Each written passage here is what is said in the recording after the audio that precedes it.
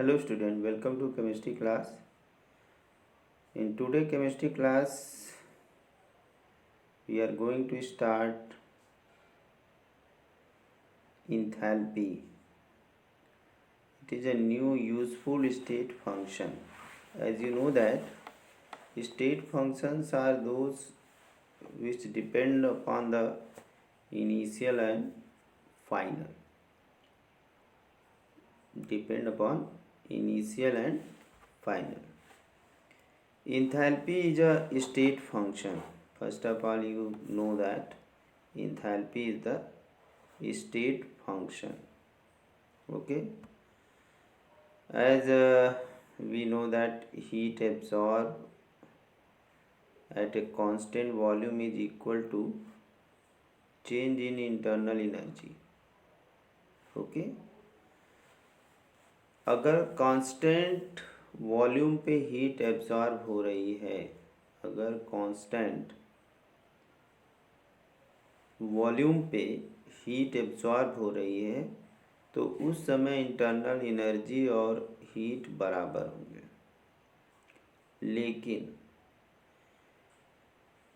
Most of the chemical reaction are carried out not at a constant volume. मतलब बहुत सारे ज़्यादातर reaction जो केमिकल रिएक्शन होते हैं वो कांस्टेंट वॉल्यूम पे होते नहीं हैं।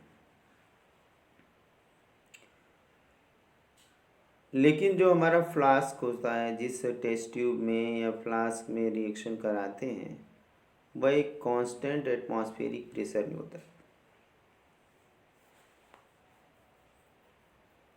वो क्या होता है? कांस्टेंट एटमॉस्फेरिक प्रेशर में होता है। अब इस कंडीशन में अगर हमें स्टेट फंक्शन को डिफाइन करना हो, जहाँ वॉल्यूम भी कांस्टेंट नहीं है, प्रेशर कांस्टेंट है, तो हम किस तरह से इसको हम डिफाइन करेंगे? किस तरह से इसको हम डिफाइन करेंगे इस कंडीशन में जबकि वॉल्यूम कांस्टेंट नहीं है और प्रेशर कांस्टेंट है। और हम लोग जानते हैं कि वॉल्यूम अगर कांस्टेंट होगा तो इंटरनल एनर्जी और हीट, इंटरनल एनर्जी और heat, change in internal energy और जो हीट एब्जॉर्ब हुई है वो बराबर होंगी। चूँकि अब कोई भी केमिकल रिएक्शन कांस्टेंट वॉल्यूम पे नहीं होता है मगर कांस्टेंट प्रेशर पे होता है, तो उस कंडीशन में हम कैसे हीट को डिफाइन करेंगे कि इंटरनल एनर्जी के बराबर होगा? बराबर होगा ही नहीं। जब बराबर नहीं होगा तो कैसे बराबर होगा? आइए इसको हम लोग देखते हैं। ठीक है, अब हम लोग एक इक्वेशन जानते हैं कि फर्स्ट लॉ के इक्वेशन से भी जानते हैं हम लोग कि delta U is equal to Q plus W plus minus W। Okay, ये इक्वेशन होता है। अब इसी इक्वेशन में हम W की जगह पे हमने लिख दिया यहाँ पे Q equal to, if work done by the system हो रहा है तो माइनस P डेल्टा V हो जाएगा। V क्या है? वेरिएबल, यानी चेंज इन वॉल्यूम को बता रहा है। V क्या बता रहा है? चेंज इन वॉल्यूम को बता रहा है। ठीक है, अब इसकी मदद से हम लोग जो है ये प्रूव कर सकते हैं कि हीट जो है हमारा स्टेट फंक्शन है और वो इक्वल टू इंटरनल एनर्जी होगा जबकि वॉल्यूम चेंज हो रहा हो और प्रेशर कांस्टेंट हो। इस कंडीशन में भी हो सकता है, मगर कैसे होगा इसको ज़रा ध्यान से देखिए। अब हमने ये इक्वेशन देखा, ठीक है, तो सबसे पहले हम लोग इस इक्वेशन को देखेंगे कि अभी हमने देखा क्या, delta U equal to delta U delta U equal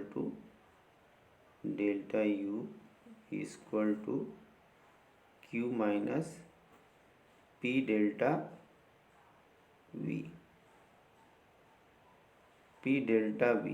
okay, अब इसको हम कैसे लिख सकते हैं? अगर मान लो कि जो हमारा इनिशियल है, इनिशियल के लिए 1 और फाइनल के लिए 2, अगर हम यूज़ करें, सबस्क्रिप्ट यूज लगाएं, जैसे यहाँ पे हम डेल्टा यू को क्या लिख सकते हैं? U2 माइनस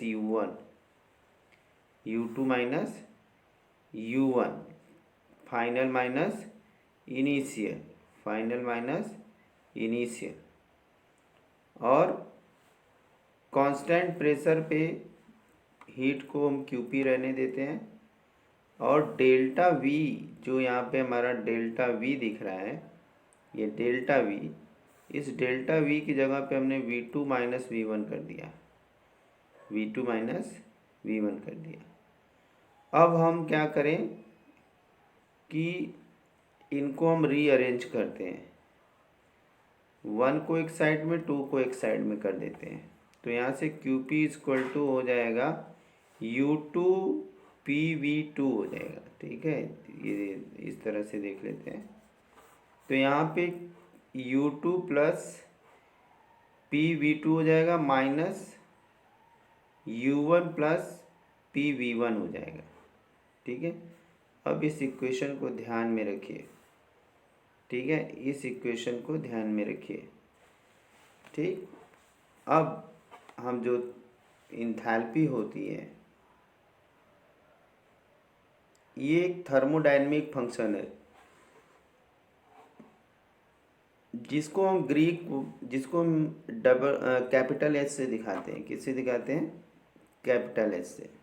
ठीक है, और इसको ग्रीक वर्ड में इंथैल्पियन कहा जाता है, वार्म या कांस्टेंट या हीट कंटेंट भी बोला जाता है। ग्रीक वर्ड में इंथैल्पियन जो होती है उसको हम हीट कंटेंट भी कहते हैं। अब यहाँ पे हम इसी चीज़ को इस तरह से लिख सकते हैं, H equal to U plus P delta V, PV लिख सकते हैं। ठीक है, अब ये जो हमारा इक्वेशन दिख रहा है, यहाँ पे जो दिख रहा है ये इक्वेशन, इस इक्वेशन को इससे कंपेयर करते हैं। तो ये वाला जो हिस्सा हमारा है इसको हम H1 लिख दें, और जो ये वाला हिस्सा है इसको हम H2 लिख दें। इसको क्या लिख दें? H2। तो हो गया ना, Q equal to delta H,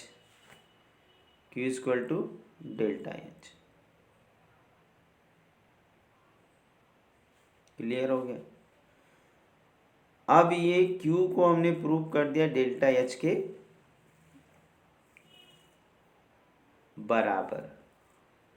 अब इसे हमें इंटरनल एनर्जी के बराबर बनाना है। कैसे? देखो भाई, अब हम लोग जानते हैं कि जो Q है वो तो पाथ डिपेंडेंट है फंक्शन, और जो H है वो स्टेट फंक्शन है, क्योंकि H की वैल्यू जो है वो U के ऊपर डिपेंड करती है। भाई सिंपल सी बात है, फ्यूल में इंटरनल एनर्जी है, अब जितना फ्यूल बर्न करेगा उतनी हीट प्रोड्यूस होगी। तो अब जो हमारा हीट है वो इंटरनल एनर्जी पे डिपेंड करता है। किसके ऊपर डिपेंड कर रहा है? इंटरनल एनर्जी पे। ठीक है, और जो P है, V है, ये सब जो है कि स्टेट फंक्शन है।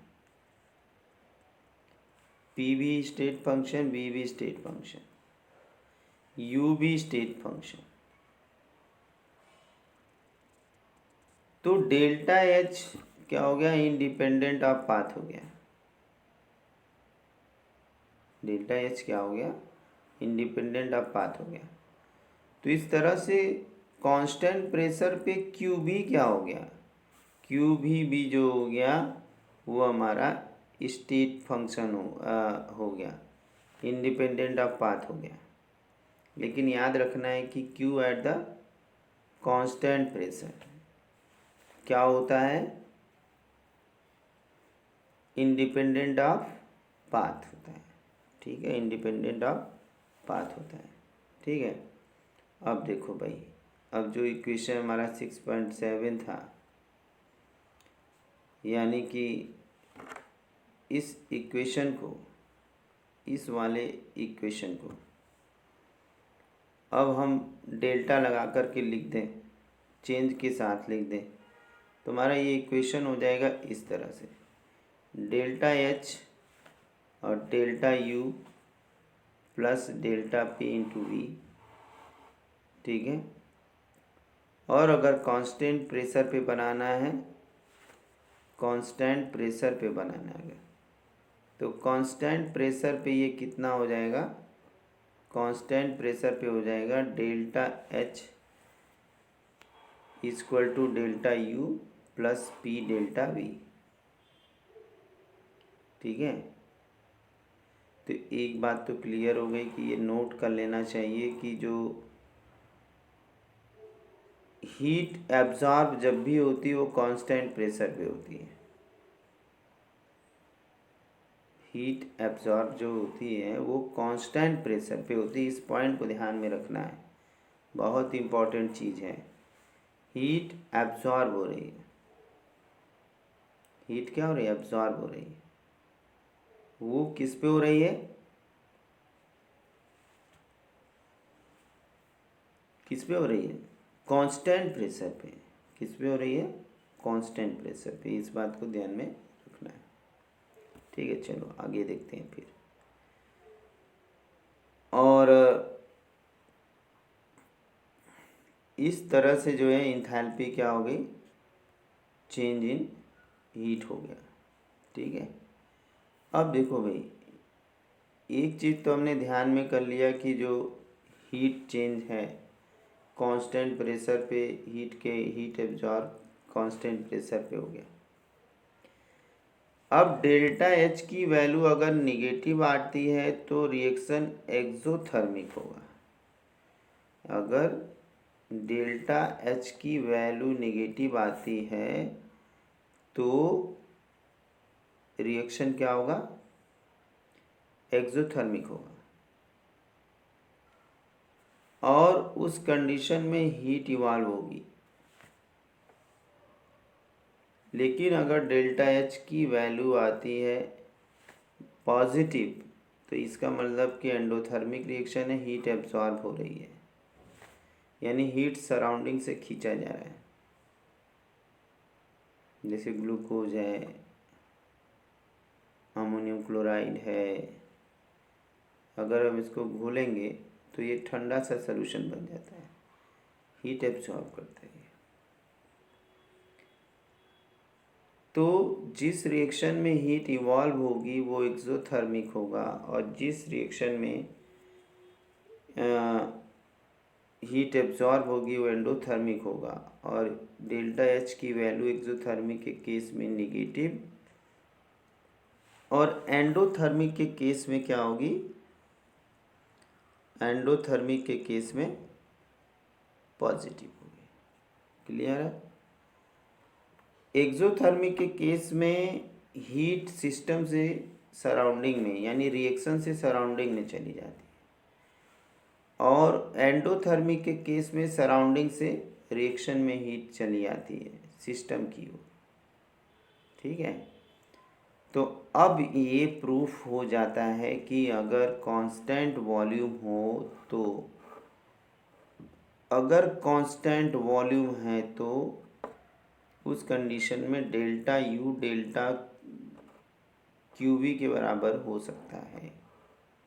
अब ये प्रूफ हो गया, delta H equal to delta U equal to Q we.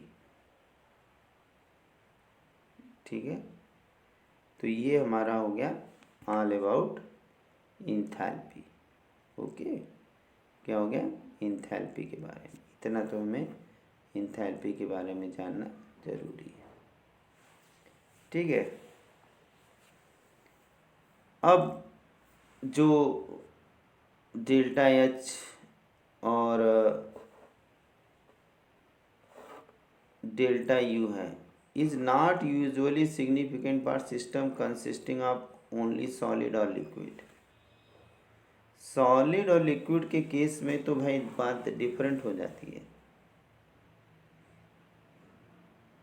जो कुछ भी डिफरेंस हाउएवर सिग्निफिकेंट कब होता है, गैसियस सिस्टम में। तो ठीक है, अब अगर हम कोई ऐसी रिएक्शन लेते हैं जिसमें गैस इन्वॉल्व हो, अगर हम कोई ऐसा रिएक्शन लेते हैं गैस इन्वॉल्व हो, ठीक है, अब VA is the total volume of gaseous reaction. Reactant के साइड का वॉल्यूम VA हो गया और प्रोडक्ट के साइड का वॉल्यूम VB हो गया। Na मोल जो है कि रिएक्टेंट के साइड में है, NB मोल जो है प्रोडक्ट के साइड में है। तो हम इस रिएक्शन को क्या लिख सकते हैं, अगर सपोज करो कि Na है और गिव NB दे रहा है, ठीक है, तो उस कंडीशन में जो हमारा इक्वेशन है PV = nRT, उसको हम कैसे लिखेंगे जरा देखिए। ठीक है,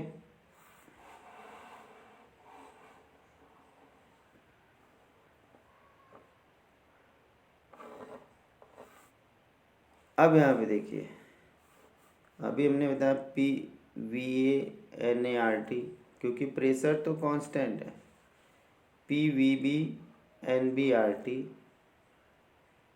अब PV - PA अगर कर दें PVA, तो यहाँ से NBRT - NRT NART हो जाएगा, और ये डेल्टा N हो जाएगा।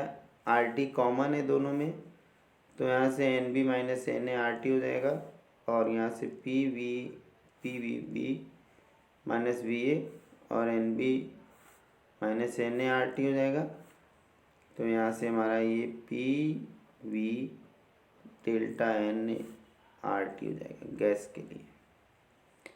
अब इस PV की वैल्यू उठा करके हम इक्वेशन में रख दें। किस इक्वेशन में रखेंगे, इसको हम उस इक्वेशन में रखेंगे जहाँ पे H delta H = delta U minus या प्लस P डेल्टा V था, P डेल्टा V उसमें रखेंगे तो हमारा इक्वेशन हो जाएगा कुछ इस तरह से। ठीक है, ये इक्वेशन हमारा कुछ इस तरह से हो जाएगा।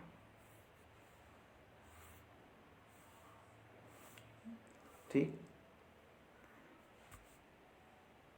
ओके। अब इससे हम जो है डेल्टा H डेल्टा U की वैल्यू भी कैलकुलेट कर सकते हैं। ठीक, चलिए, तो आज की क्लास में हम लोगों ने इंथैल्पी के बारे में अच्छे से जान लिया। अब इसके बाद हम लोग एक छोटा सा न्यूमेरिकल यहाँ पे देख लेते हैं। न्यूमेरिकल NCERT का है। क्या कहा जा रहा है यहाँ पे, कहा ये जा रहा है कि if water vapour is assumed to be perfect gas, molar enthalpy change for vaporisation 1 mole of water at 1 bar 100 degree centigrade is 41 kilo joule. Calculate the internal energy change. हमें इंटरनल एनर्जी चेंज को calculate करना है। ठीक है, कब calculate करना है, जबकि 1 mole of water is vaporise at 1 bar at 100 degree centigrade. अब इसको कैसे सॉल्व करेंगे, यहाँ पे ये है द चेंज, यहाँ पे दिख रहा है L/G। ये लिक्विड वाटर एक गैस में हो गया, और ये फार्मूला हम लोग जानते हैं delta H = delta U plus n delta n into R T. ठीक है, अब हम सारी वैल्यूज़ को यहाँ पे सब्स्टिट्यूट कर दें। ठीक है, ये इस इक्वेशन डेल्टा यू निकालना है हमें, डेल्टा यू निकालना है। डेल्टा एच की वैल्यू दी हुई है और जो है कि n इक्वल टू 1 मोल है। आर की वैल्यू यहाँ पे 8.314 होता है, मगर हम लोग 8.3 यहाँ पे ले लिए। और 373 कैल्विन टेम्परेचर ले लिया 100 डिग्री सेंटीग्रेड की जगह पे। तो अब हमें क्या मिलेगा, मल्टीप्लाई करने के बाद ये मिलेगा।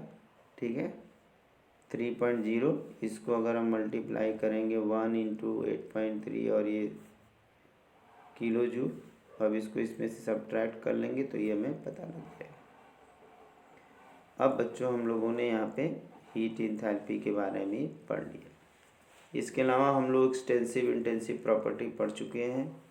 Heat capacity, molar heat capacity at constant volume and constant pressure, ये भी हम लोगों ने पढ़ लिया है।